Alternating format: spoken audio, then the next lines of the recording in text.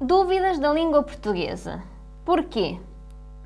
Junto ou separado, ou seja, apenas uma palavra ou duas palavras. Em que situações se deve utilizar uma ou outra?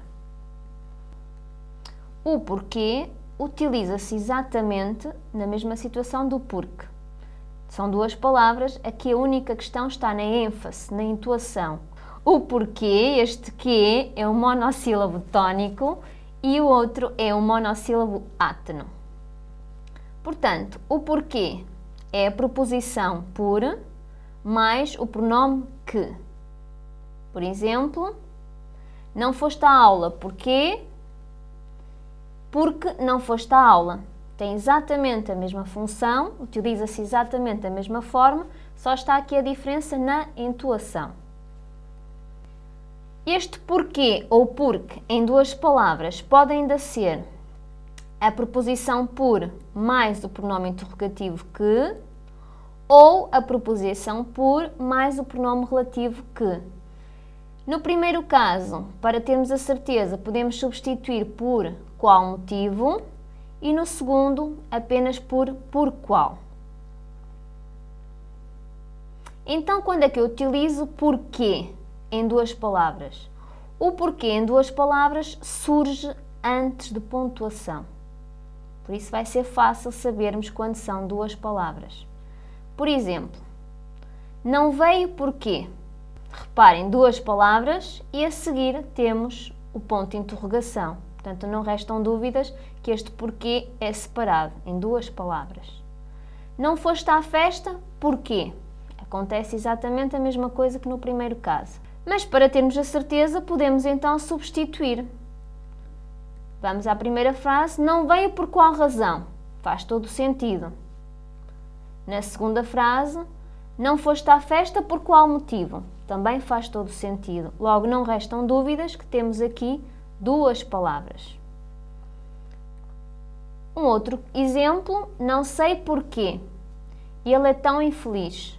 Reparem que novamente temos duas palavras, mas este é fácil de ver porque temos lá novamente o sinal de pontuação. Portanto, sempre que tivermos um sinal de pontuação e estivermos em dúvida se é porquê uma palavra ou duas palavras, quando estiver o sinal da pontuação, são duas palavras.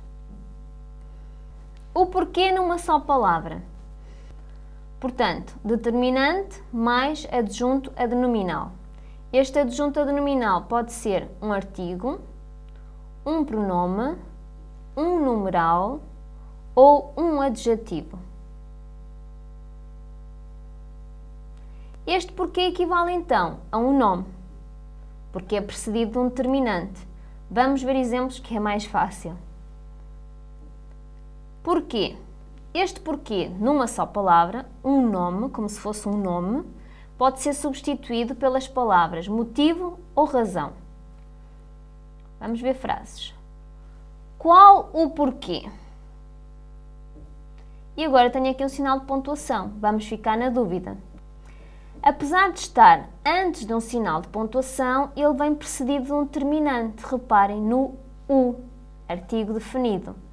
Neste caso, qual é que vai prevalecer? A regra da pontuação ou a regra do determinante? É a regra do determinante.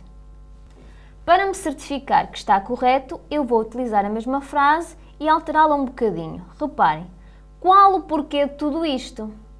Reparem que o sinal de pontuação agora ficou afastado do porquê, mas continua a manter-se lá o determinante, neste caso o artigo definido, o que significa então que a regra do determinante prevalece à regra da pontuação, se tivermos as duas situações.